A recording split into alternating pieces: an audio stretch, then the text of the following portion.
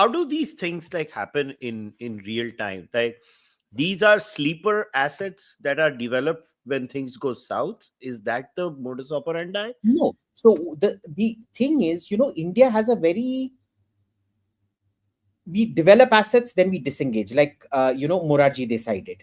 Then develop assets again, and then withdraw, like Gujarat did. Morarji Desai, Inder Kumar Gujral, both, right? Both, right? We did it in Balochistan, and Doval withdrew. So never a good idea. They are like very clear. Intelligence is not dependent on friendliness and concessions. Intelligence is intelligence. It will be a constant thing. Now, what they do is, I suspect 15 years back, they had already made profiles of all these young officers. Anybody who got promoted above colonel would have been tracked in Tehran till the point they became brigadier general. So, for example, people like the Air Force chief who was killed on the first day, all the 20 Air Force chiefs were killed. The entire chain of Air Force command was killed on the first day itself. They would have been tracking them ever since these guys became wing commanders or squadron leaders or group captains, whatever, or their equivalent of that. And they know where they live. They know who their families are. They know what their cars are. They know where their houses are. They know where they go to, what tracks they take, which bus or train they take, which is the car driving them. They have built up this imagery for 15 years consistently, irrespective of government. Okay.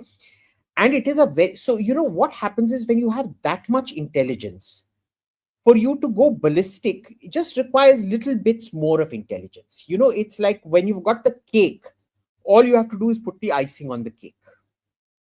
Right. Now, they have also clearly done a whole load of electronic intelligence over Tehran, where they can actually see, these are places where the Revolutionary Guard doesn't come, or this is the place where Revolutionary Guards check. So they'll go and bribe the Revolutionary Guards. They will go set up a drone base out there.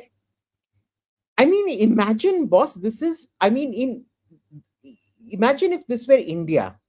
It is like, them setting up a base outside Gurgaon, you not knowing about it. And when we go to war, Gurgaon say you're firing short-range missiles into Palam Airport. Right? So they would find, near Palam Airport, there is Bijwasan, where there are lots of farms. Okay. I won't put it past them to have even bought a farm through a shell company, saying we're going to invest in you, sanctions busting, all that bullshit, and put all the missiles inside that farm. I mean, you saw the pager operation. They had planned it. What? They bought the company 5 years in advance. And they placed the people inside Hezbollah to see to it that the person recommended that these pagers be bought. They planted the pager idea in Hezbollah's head. Understand that kind of psychological manipulation they're able to do. The entire task force set up by Ayatollah Khamenei to look into the compromise of the IRGC and Iranian state institutions, 8 out of the 20 people investigating turned out to be Mossad agents. And Ahmadinejad, the former president, has admitted to it. And the only reason the Iranians found out about it was these fellows finally defected.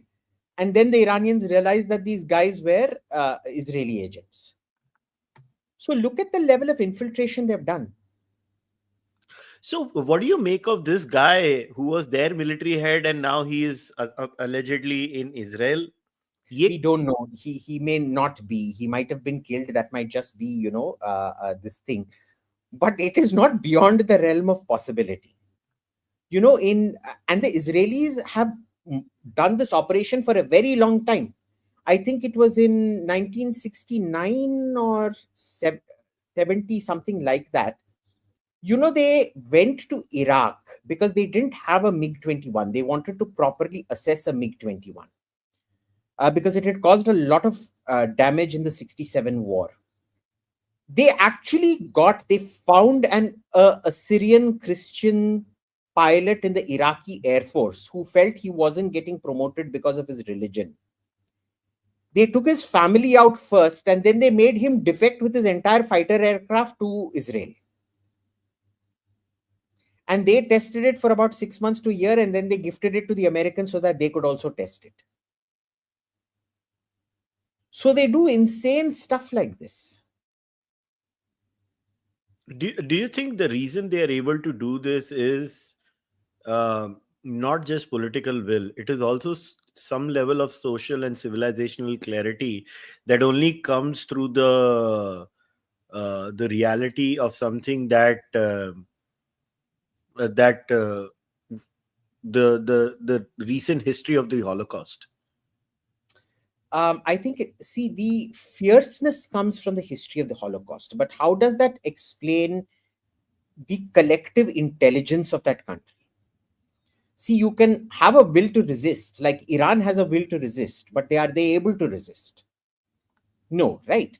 So where does this come from? And it. I'm gonna tell you one thing that Amos Yadlin told me. Amos Yadlin was the guy who carried out the attack on the Iraqi reactor. He's a friend of mine in 1980, or was it 82 or 83? I forget now. And what he told me was, uh, Golda Meir used to have this quip that after spending 40 years in the desert, Golda Meir hated Moses because she said after spending 40 years in the desert, you found the one place in the Middle East that doesn't have a single drop of oil. How could you be so stupid? Okay, she used to keep cribbing about it. And he said, he did it for a reason. We don't have oil or earth to drill, so we drill our minds.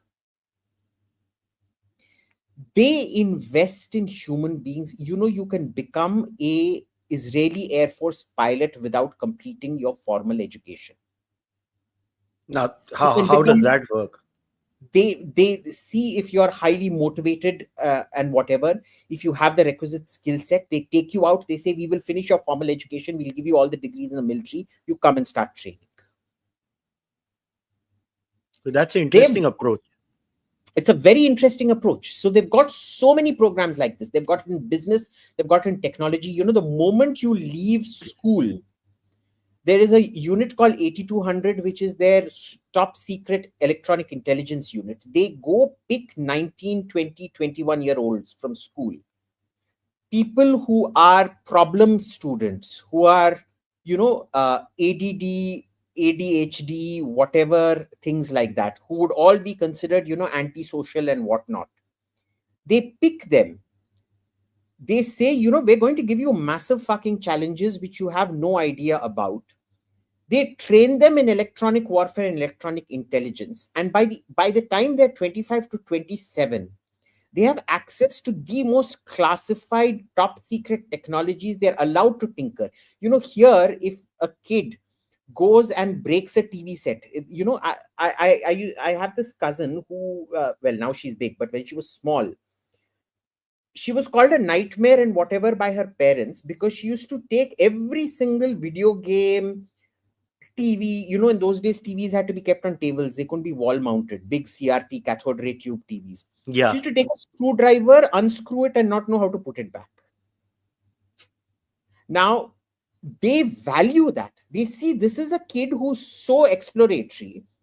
They're going to thrive in a challenging environment. They teach them everything about electronic warfare. They are trained on the front lines of electronic warfare. They spend all their time studying because it's turned into an interactive experience. Our kids play video games. Their kids actually play war. They play electronic intelligence war. If you keep winning, video game tournaments and things, they see you've got this thing. Now, are you good for, uh, are you able to multitask and deal with Elent? You'll be trained to be a fighter pilot. But these electronically inclined kids, now problem kids who unscrew radios, TVs, and mobile phones and all that crap, इधर हम थप्पड़ मारते हैं. Udhar, they are cherished and celebrated. They're taken into Unit 8200. By 25, 27, they are put out into the outside world saying, get lost. Unless they want to continue in that unit. And all those fellows go on to found unicorn companies, which is why after India, a country of 1.4 billion people, Israel has the second highest number of tech startups, a country of just 9 million people. Right?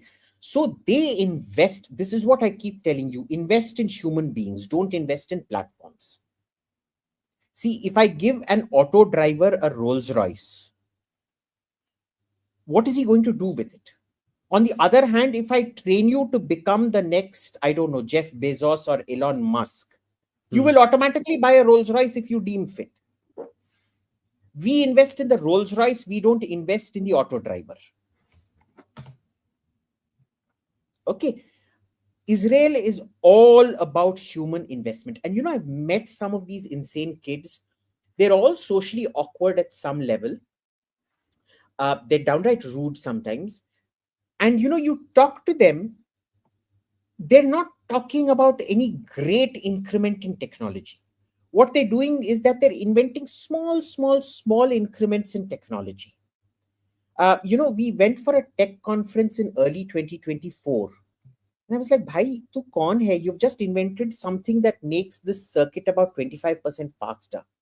But understand that comes in an environment where they've already made a circuit about 500% faster. And this guy's 25% is 525% compared to, well, 25% of 500 is what? 125%. So it's 625% compared to anything else outside in the world. And because they focus on subsystems, now remember, a plane takes 15-20 years to develop. A small chip or a circuit, say a new mobile phone. Apple keeps releasing a new mobile phone every year. So, you know, your innovation rate is much quicker. You're looking at a gestation period of month, maximum maybe a year. Okay? So that technology is developing so fast. You know, it now turns out that it was their investment in human beings plus their investment in subsystems and not whole systems, which is to say the computer that goes in the, or the program that goes in the fighter and not developing the fighter itself. That turned out to be a fantastic investment. And they're small. So, you know, they can do things in scale. This is why Singapore and Israel can do things in scale. You know, we can't do that in India. With 1.4 billion people, I mean, the numbers are mind-boggling.